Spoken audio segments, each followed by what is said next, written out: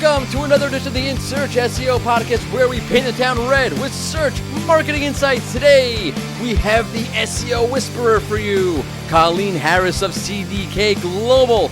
Chats with us about the finer points when managing your Google My Business listing. We will cover why department listings in the local panel are super important and how to set them up without screwing them up. Also, how to expedite the listing verification process, no pain tips for you, and how local SEO can show value to your website, to everybody involved with your marketing process, plus how the COVID-19 SERP is a glimpse at all future SERPs. We will get into that as well. I am your host, Mordy Oberstein. I am joined by the unceasing, the mordant, Sapir Carabello.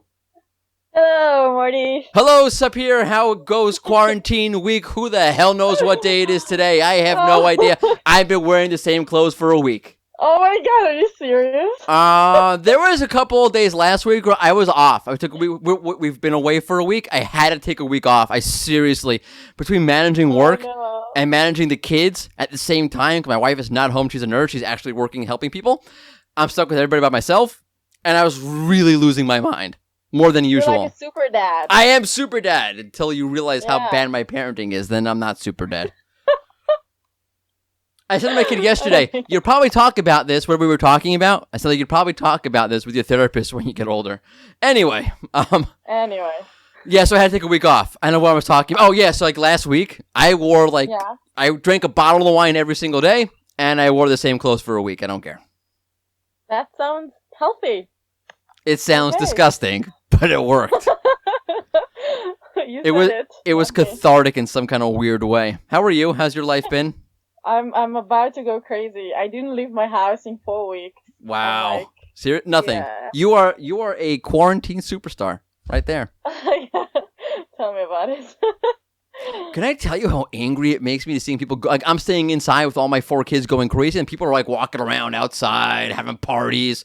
I saw the dumbest. Right? It's crazy. I'm like losing my mind. Like, screw you. Get back indoors so I can get back outdoors, you jackasses.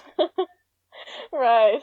Swear. I saw the craziest thing. I was fixing something on my porch. I was like on a ladder, and my next door neighbor like had a party for like a pool party with a bunch of neighborhood kids, and his kid, one of his, it was insane. And the kid is playing a saxophone. And the neighbor grabs it, shoves it into his mouth, and starts playing it. I'm like, do you not know what's going on in the world today? Oh my god! I almost fell off the ladder and off my porch.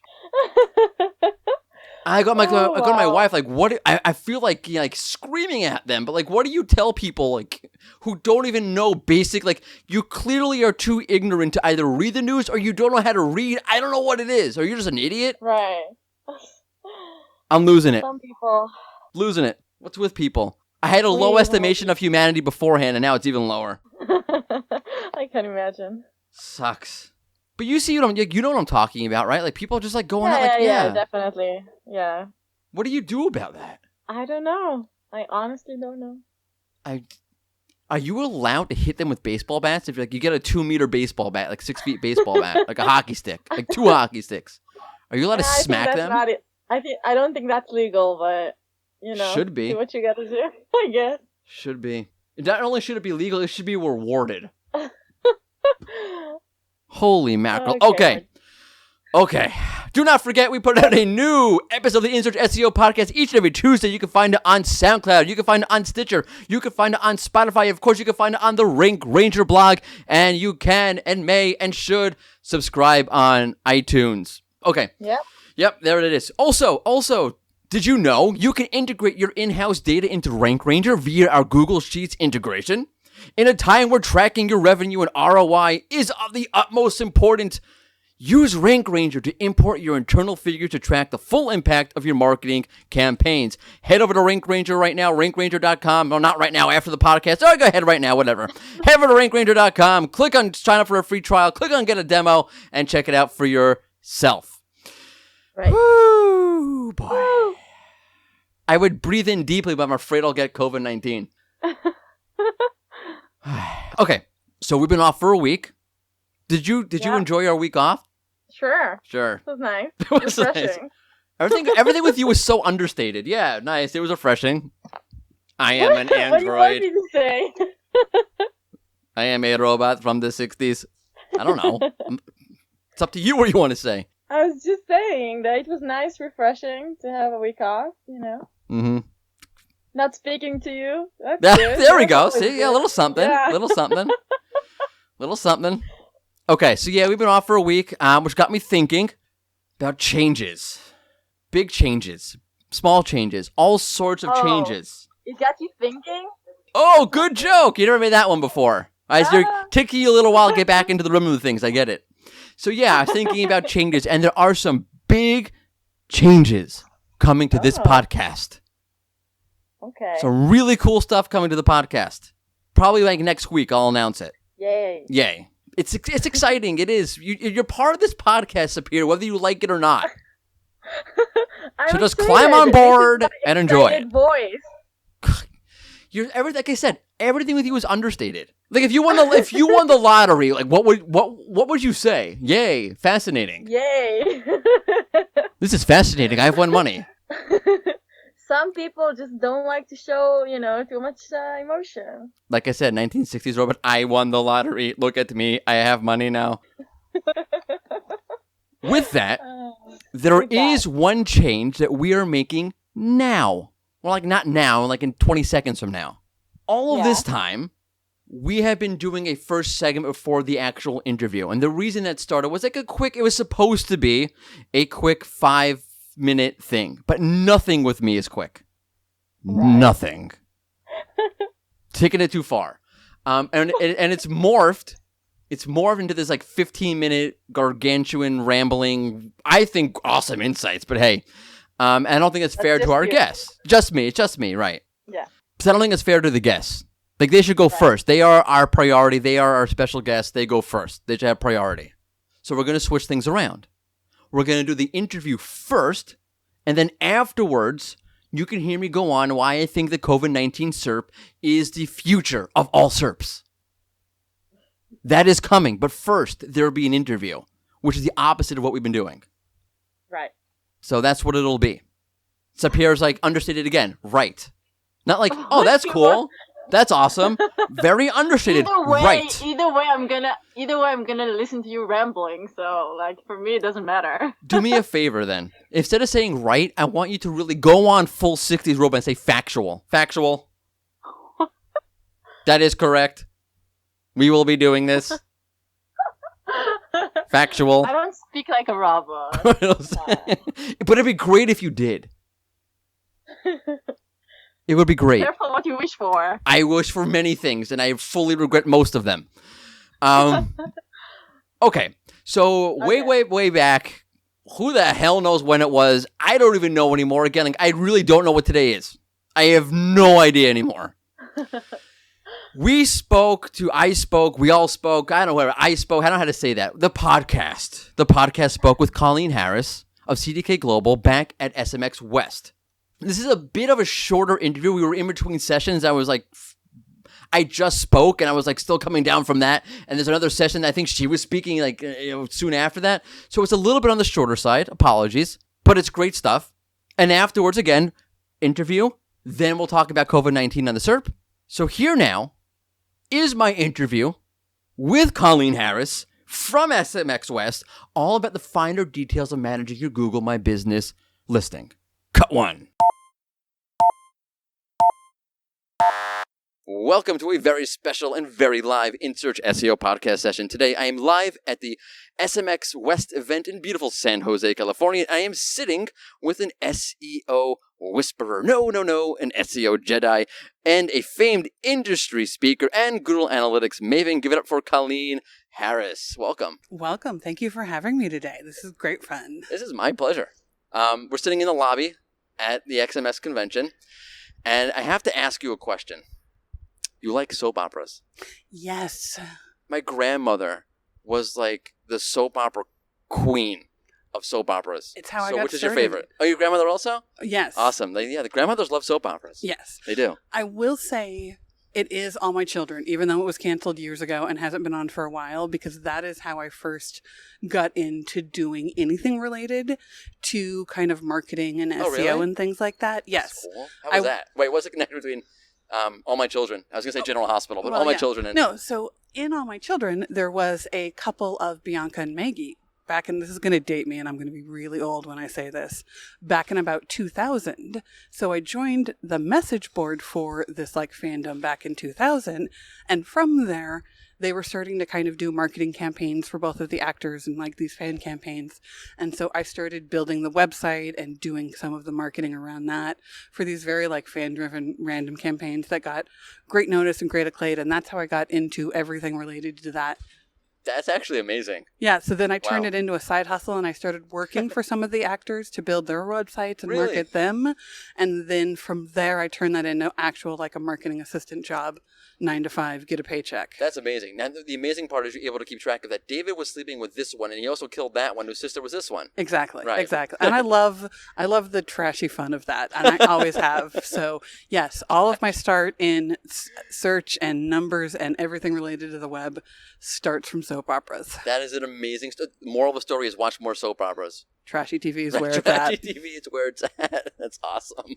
Okay, so we're going to be talking about Google My Business. And I know you have a process. You have a lot of different research and processes I want to get to. But I before we get into any of it, I really want to make sure. So when we're talking about Google My Business and listings working correctly and they're set up correctly in Google My Business and getting into department listings, which you really want to get into, what are department listings within Google My Business? So that's going to fit for certain type of businesses. And the problem is that as we see in SEO, once one thing rolls out for one kind of business, everybody wants it for all the time.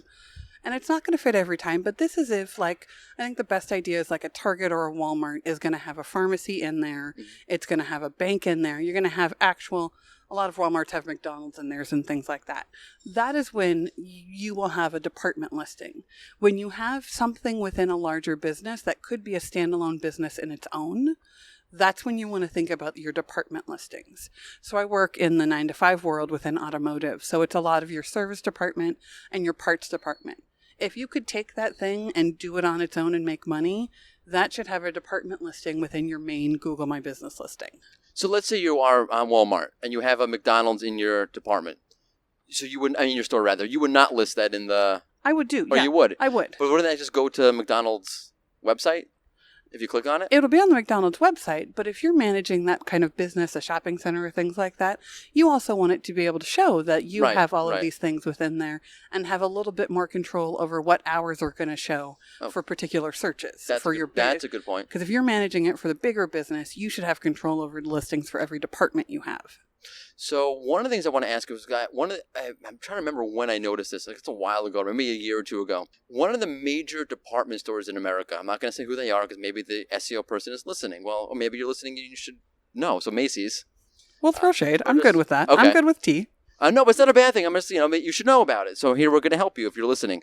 When you Google, let's say Macy's Herald Square, their flagship store in New York, so they have all sorts of departments, men's clothes, women's clothes, beauty, whatever it is. But instead, what you get is, if I remember correctly, you get like links to like departments, Burger King, and all sorts of franchises that are in there. How does something like that go so wrong when it should be very clear? Okay, department means makeup, department means jeans. And that comes to the management kind of the crap that exists on the map, but also making sure that you're talking to Google about what listings should be in a department. Because when you have listings in a department, that means Google's going to nest them as kind of like children of your main sales listing. So you have your main listing and then your children are going to be all of your different departments.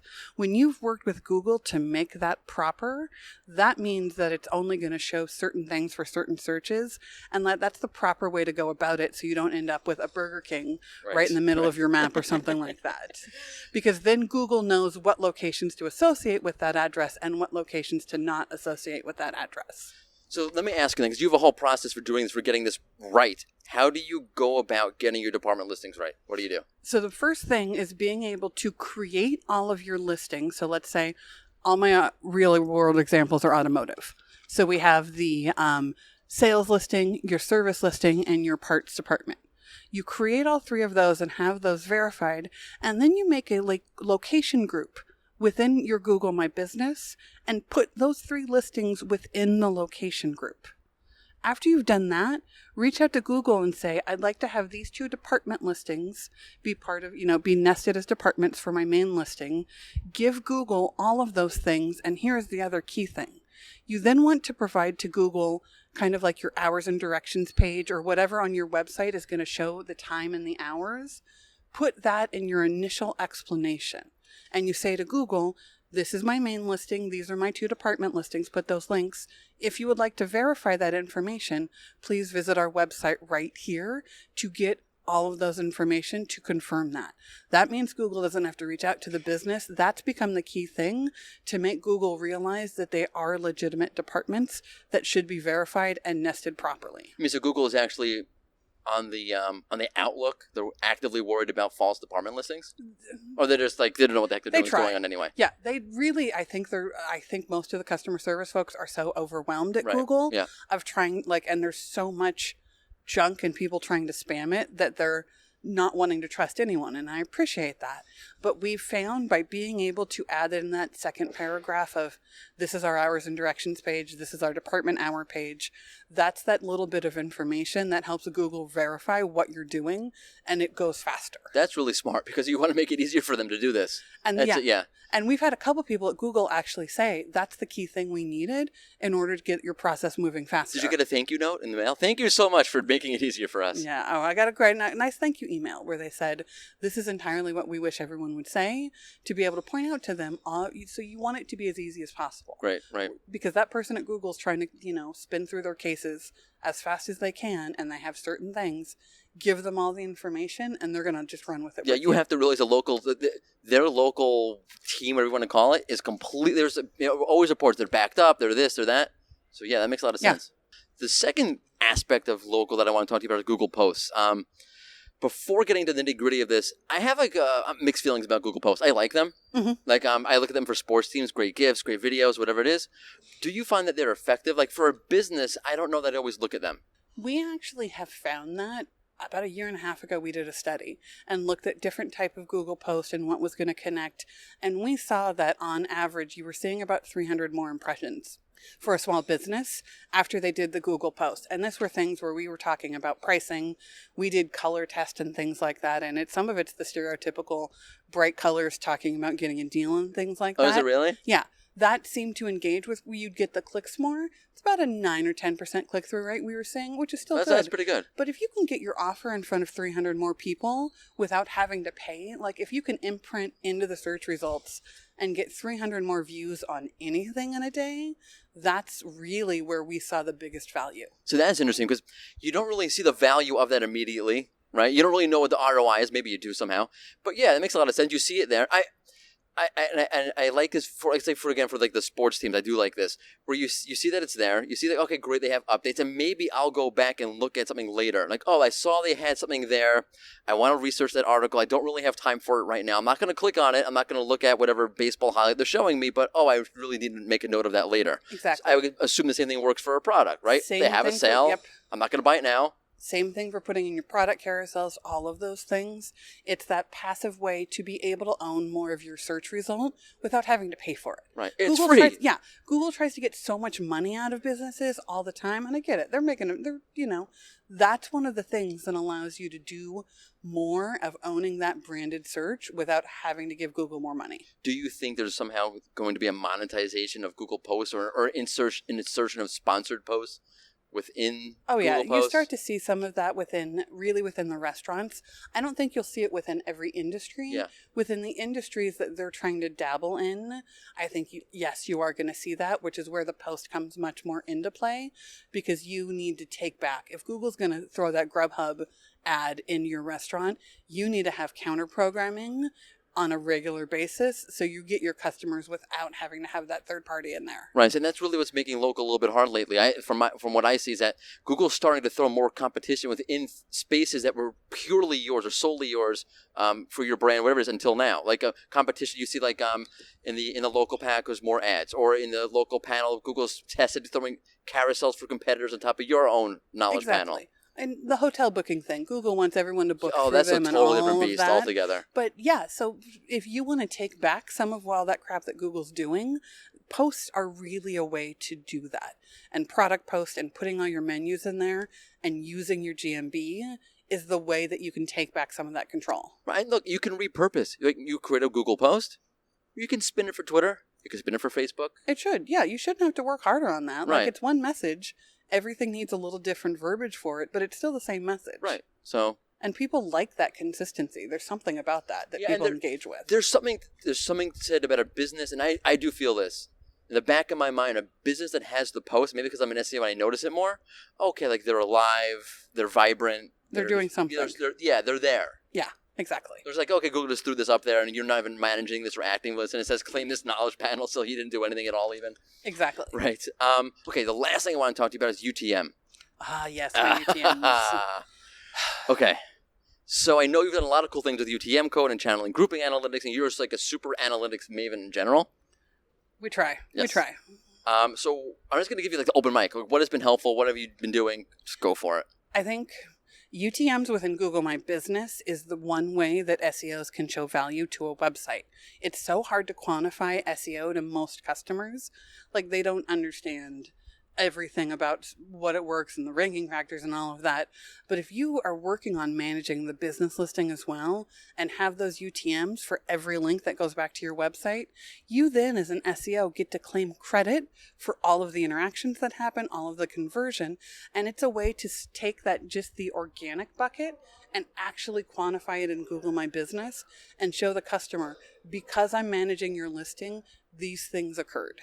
That's an amazing. Like, I was talking to Eli Schwartz about this, something similar months and months and months ago, and he said about when you're on an enterprise team, you need to show your value. Exactly. And even if like, okay, everyone knows you're doing a great job, whatever it is, but you want more budget, you need to show your value. Yep. That's a great way. SEO, it's easier to show value in advertising and PPC because there's money and there's clicks and there's cost per click and all of that. SEO is such that kind of art and science that this is a way for skeptics and other things, and an immediate showing the value. And any type of customer or any type of client you're working with understands the knowledge graph and understands when I search for a business, the thing that shows up when I search for that business. And if you can show a customer, because I manage it, all these things happened, you're proving your SEO value in a way that anyone will get. I love that. Love it. Do it. Okay. So last but not least, I have this little game that I do. It's called Optimize It or Disavow It. It's where I give you two options. Either two really good options, and you're stuck choosing one good option over another really good option. That's awkward or hard. Or I'll give you two really bad options, like two crappy things you have to do, and you got to choose one crappy thing over another crappy thing, and that's not fun. So this is the Colleen Harris version of Optimize It or Disavow It.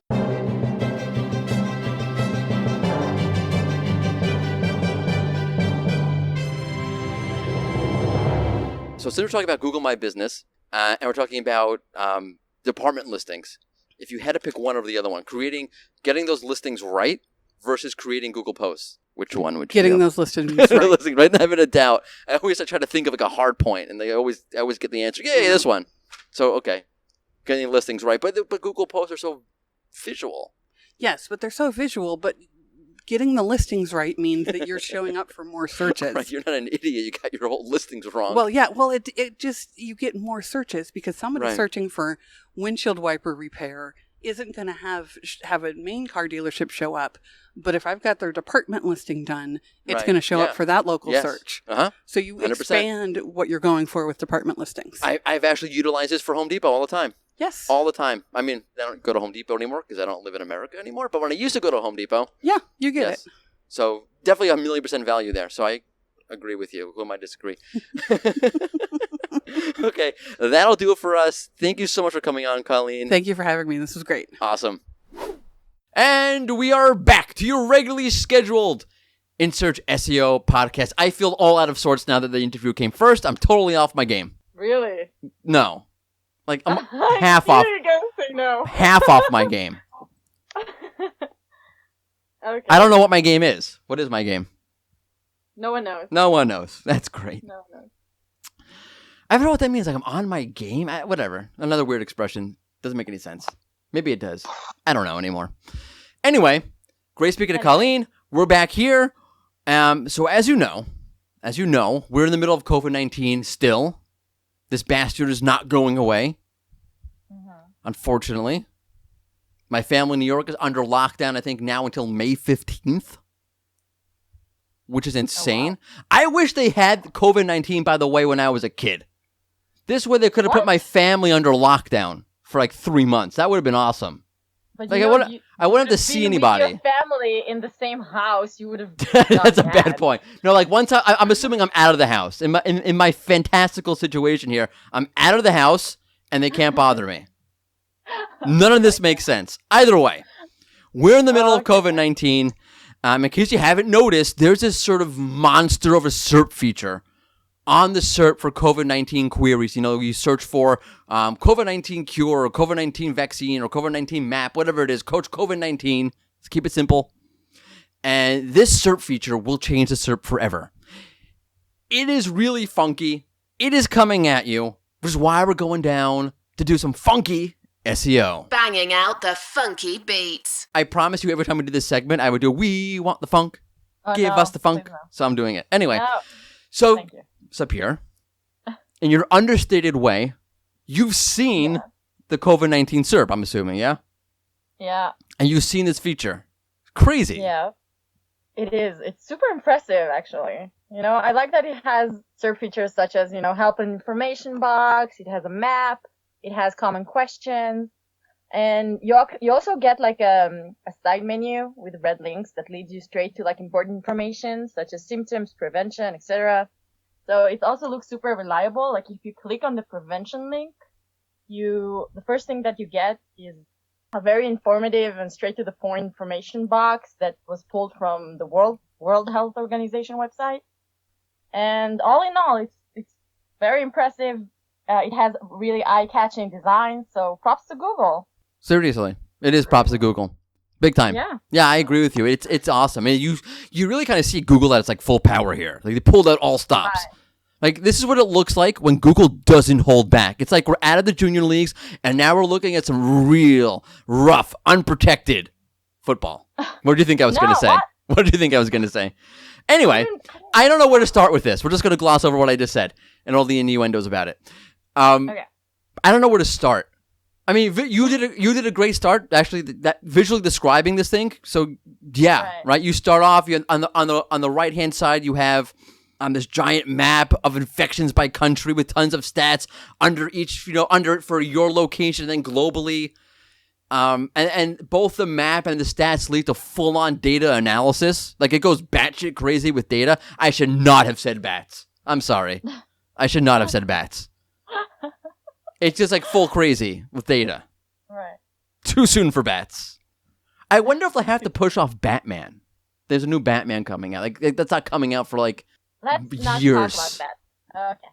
Batman, the Wuhan Night. I'm terrible. Terrible. Okay. So yeah, by point one, tons of data. Tons and tons of data. Unbelievable. I like data, but what do you think that means long term?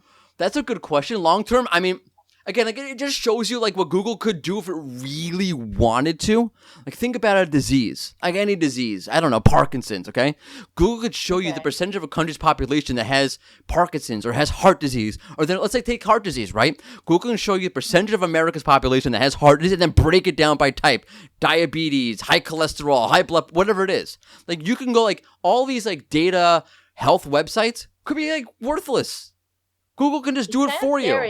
Yeah, it is kind of scary. Considering how much traffic Google already takes away from this kind of website. It's definitely a concern. I'm just not sure I'm down with Google thinking, or I'm not sure I believe Google thinks that their job is to make the SERP into a data center. I think it works here because that's what people really want. I'm not sure it's what people really want when it, like when you do like some kind of heart disease, high blood pressure, Google shows you information related to high blood pressure. I don't think the stats are what people are really looking for in general. So I'm not too worried about that kind of thing. But yeah, it does show you like, yes, like that's what could happen. To me, the left side of the page is the money side of the page. That's where it gets crazy. Google, so as Sapir mentioned, Google has this left side menu, which is sticky. I don't mean if you touch your screen, it's sticky. That's obviously stupid. What I mean is when you scroll down the page, it sticks with the page. It's still there with you. So even though you're looking at result 10, the left side menu still shows up. And the left side menu, as Sapir mentioned, but I'll say it again because it's hard to realize or visualize something you're not looking at, and this is an audio experience, but the left side of that menu on the COVID-19 SERP has a few tabs, and they are overview, symptoms, testing, treatment, and statistics. And clicking on any of these tabs on the left side, the sticky menu that follows you brings you to a new SERP for that category. This seems so much like the knowledge panel tabs. Like instead of a tab with more information, you get the tabs that change the entire SERP to focus on that tab's content. Yeah, exactly. And that is perfect for entities. And that was my second thought. Like, yeah, you can totally make this like, instead of having, I don't know, the New York Yankees, you have players in the knowledge panel, you have schedule, you have, I should totally know this, images, whatever it is, videos. You could have a sticky menu on the side when you search for Yankees that says players, and you click on players, you go to a whole new SERP for players. Yeah, you totally, but that was my second thought. Second thought. That's the one that comes after the first thought, in case you didn't realize. Thank you, Morty. That's what I'm here for. No, but really, okay. Get to the point. Get to the point. Thank you. We could not get through an episode without you yelling at me to get to the point. So here it is. And this is where it gets funky. And this is where I think Google's going long term.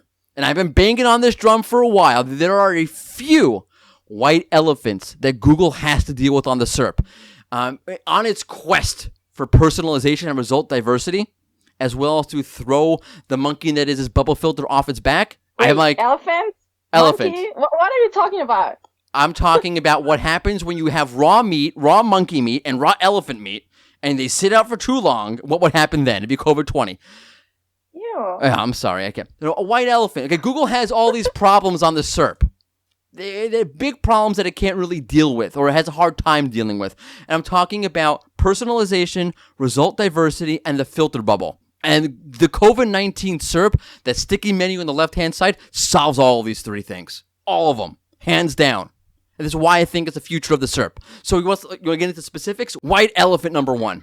Okay, there's a few things that Google has to deal with, the major problems, right? Personalization, diversity, result diversity, and the filter bubble. And the COVID-19 SERP, the COVID-19 SERP functionality solves all of them. Right, so let's deal with one at a time, okay? Really high, personalization, really focused personalization. There's no way to get there.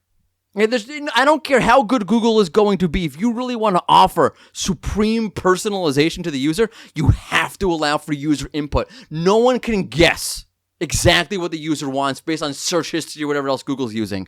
You have to give users a way to input what they want. And I've talked about this before. So how does the COVID-19 functionality help? Because it lets the user choose what they want, right? Like, forget COVID-19 for a minute. Let's do something like, I was like, all right, so I don't live in the U.S. anymore. I moved out of the U.S. and I had a will in the U.S. I was recently looking this up, and my will is now garbage. So I have to get a new will in case I die, in case my wife dies, and my kids are stuck without parents. No, it's a real, okay? God forbid. Poo, poo, poo. Yeah. So let's say you do a search. I was looking at this a little bit. How to plan my estate. I was thinking about how to plan my will, whatever. But let's just do how to plan my estate. There's a lot to chew on here. Now, there's basic information that goes into estate planning. There's also the books and media, self-help on the topic. There's the financial end of planning an estate. There's a legal side of planning an estate. Like, there are actual estate planners. Or if you're in the U.S., each state has different laws about estates. So if you're in Maryland, you don't need an estate lawyer that handles New York. You need one that handles Maryland. And the SERP is all over the place for this. The results offer me 5 different ways to plan your estate. They offer me self-help books. They offer me legal associations. It's a little bit all over the place. So now imagine. Now, let's say, for example, Google said, oh, you always look for local lawyers about planning your estate. Okay, fine, but maybe I don't want that right now.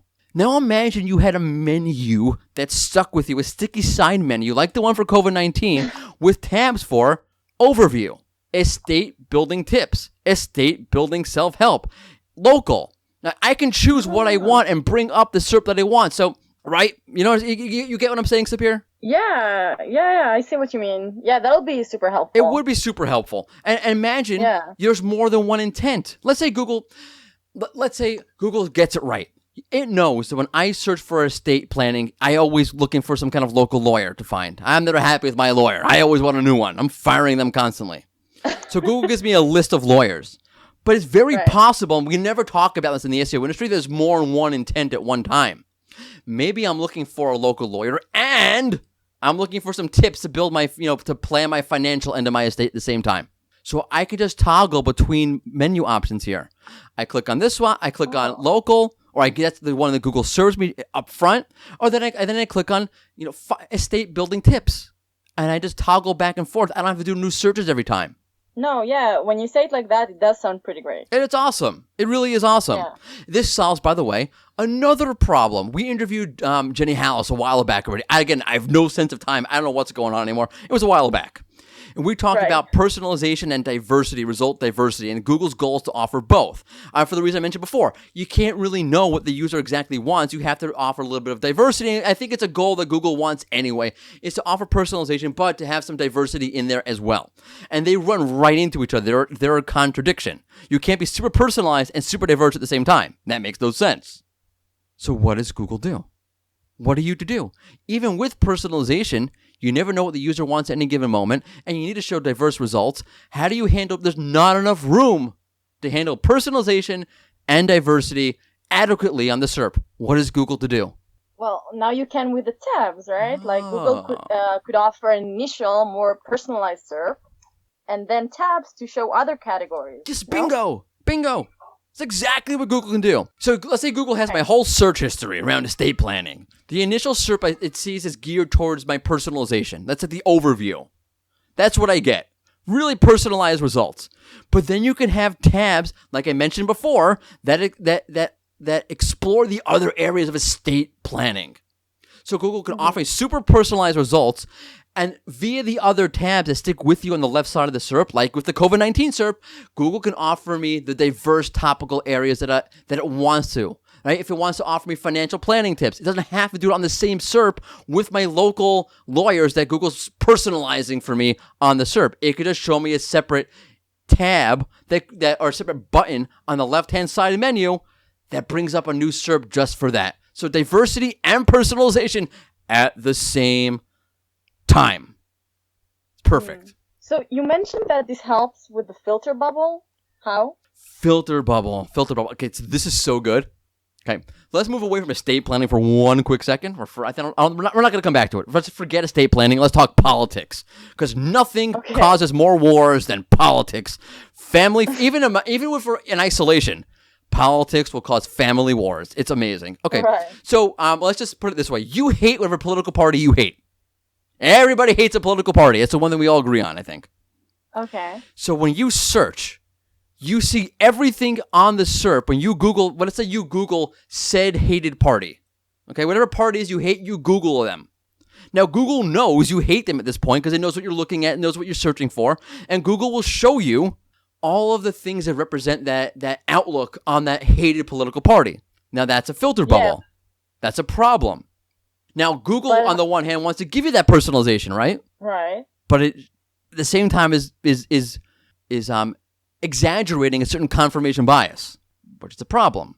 How does Google handle that? Sticky menu, sticky left side menu. Google can show you whatever you think is personalized for you on the initial SERP, but then via the side sticky menu, Google can also offer the user access to the full spectrum of whatever topic that is. Whatever political topic, whatever topic in general that is. Okay, but what would it look like? I don't know. How does that look like? Like as if Google signs my paycheck. I guess this. Who the hell gets checks anymore anyway? Okay, fine. Let me think about it. Okay, let's say like here. Okay, you Google election 2020, U.S. election 2020, whatever it is.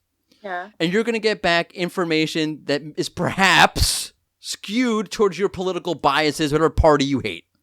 Mm-hmm. Google could show a simple tab on the left side like it does with COVID-19, a simple set of tabs that could be, like one tab could be multi-perspective coverage or other coverage.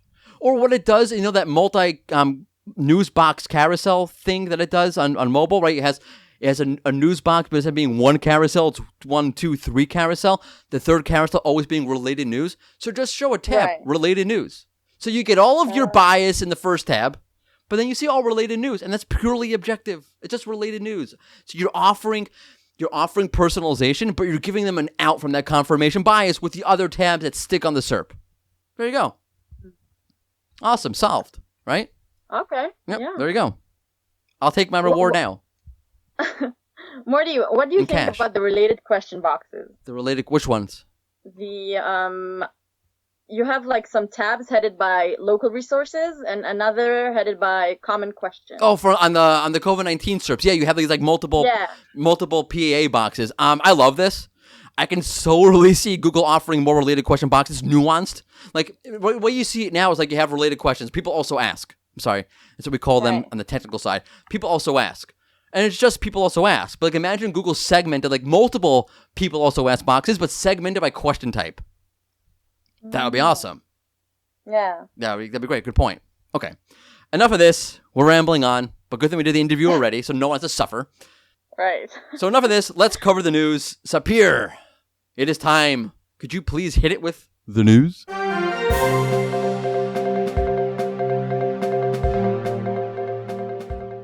So, reviews are back. After Google turned off reviews due to COVID-19, the search engine now allows you to leave reviews and reply to them as well. Yeah, that is interesting. I would love to know like what changed, like what happened that made them change and go back to them. But yeah, good thing they're back, I guess, unless you get bad reviews. Right. It is interesting. Yes. Okay, moving on. Google rekindles the debate around EAT being part of the algorithm by updating a post that says, "Since we originally wrote this post, we have been occasionally asked if EAT is a ranking factor. Our automated systems use a mix of many different signals to rank great content. We've tried to make this mix align what human beings would agree is great content as they would assess it according to EAT criteria. Given this, assessing your own content in terms of EAT criteria may help align it conceptually with the different signals that our automated systems use to rank content." So this is like amazing to me. First off, yeah, EAT is part of the ranking outlook. Now everybody's going crazy. Like, was it a ranking factor? Is it not? Who cares? Does it really matter at this point? Okay, Google is trying to do whatever it can. I don't think people realize like ranking factors. Okay, let's put it this way. If I told you that Google can analyze page quality, you'd be like, yes, of course, Google can analyze page quality. This is low quality. This is high quality. It's not doing that directly. Google cannot analyze page quality. It can use secondary signals that would seem to correlate or indicate that this might be quality. It is not qualitatively analyzing the way you might qualitatively analyze it. This is no different. This is no different. This is Google saying, well, we can't actually analyze authority. It's a very ethereal kind of concept. So we'll use other signals to mimic analyzing authority, just like we mimic analyzing page quality. I would describe it as being like meta ranking factor. Okay, this is like setting up a base. Like Google's looking, okay, how do we, I would put this more in terms of how to understand this content versus like, okay, here's a ranking factor. Like, how do we understand this? What kind of content is this? Is this authoritative? Is it not authoritative? If it's not authoritative, then how do we apply the ranking signals to this given the niche? We're taking, like, we're being silly about this already at this point. Whatever, I'm rambling. Go ahead, sorry. Okay. Lastly, Google lost a major legal battle recently. A French court has ruled that Google must pay for the news content it shows within Google News or on the SERP. I don't know where to start with this one. I have a very controversial opinion about this. And I'm not sure to share it or not. Because this gets all into politics, which is not really my point. Okay, one thing I will say is like, I don't know. Should I say it? Okay. A couple of things, and it's like very, very quickly if I can. Okay. You know, to me, if you're putting websites are public, you can make them not public. You can make them not findable. I mean, public from search perspective. You can block Google from indexing them. So if you don't want Google to index your content, then don't index it. Then block it, right? Right. So then, if the second you're not doing that, you're telling me that yes, Google, please crawl it. And if you're giving Google control, like you're letting Google crawl it and access to it, then you're saying Google, you have access to my content. So just block it. You don't want it ranking on Google, then just block it. Simple. This is like a power. I think there's a lot of power grabbing here. I don't like any of it. To me, it's problematic. Google is a monopoly in a sense. I agree with that. But when it comes to French law, the French government is also a monopoly. So that's also a problem. And everybody's got all their ulterior motives and ulterior intent. This all stinks to me, is what I'm trying to say. It all stinks. Mm-hmm. Okay. That's it. Okay. Are we good? News? Yeah? Yeah. All right. That's it. Which means... You're welcome. Oh, I'm sorry. Thank you so much for the news, Sapir. I've been off for a week. Give me a break. Okay. Sheesh. I'm going to hold the grudge forever, right? On April, whatever date it is today, you didn't say thank you for the news. Anyway, this brings us to our last and final segment of today, which is, of course, our fun SEO send-off question.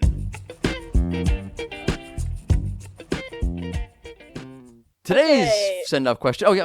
No, you go for it. It's all yours. Please. This is my question. It is your question.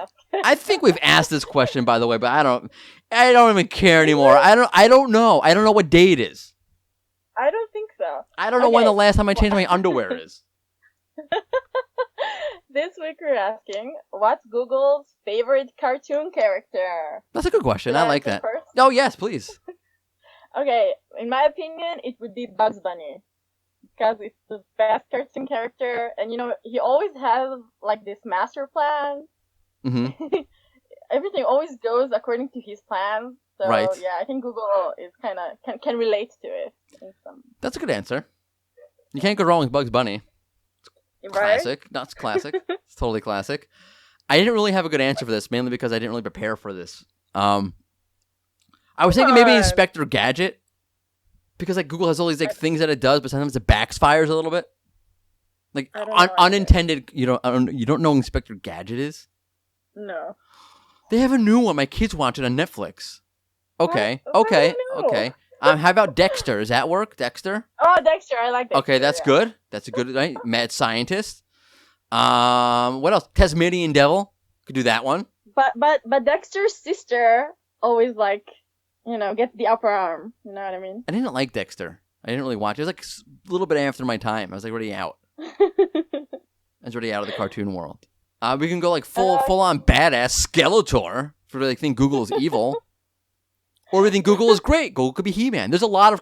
What I'm trying to say is, I don't have a good answer, but there's a lot of cartoon characters you could use if you wanted to. Okay, Marty. Your answer sucks. My answer sucks. Oh, it could be the Bionic 6, because Google's trying to be a person, but also cybernetic. You don't know who the Bionic 6 are. 1980s characters. No idea. So good. Bionic 6. Okay. Awesome. Awesome stuff. Okay. Bionic 6. RoboCop, also Cyborg. Is that the Sonic guy? No. No. Not at all. Okay. We're going too long with this, I think. Yeah. A lot of cartoon characters we could be talking about here. We could go all day if you wanted to. I love cartoons. But we're going to have to cut it short. We will be back next week with an all-new episode of the In Search SEO podcast. So please join us again next Tuesday. New episode drops. We are back full force. Big surprise coming next week. And thank you for tuning in. It's been In Search because we're all in search of something. Like knowing what the heck day it is today. Toodles!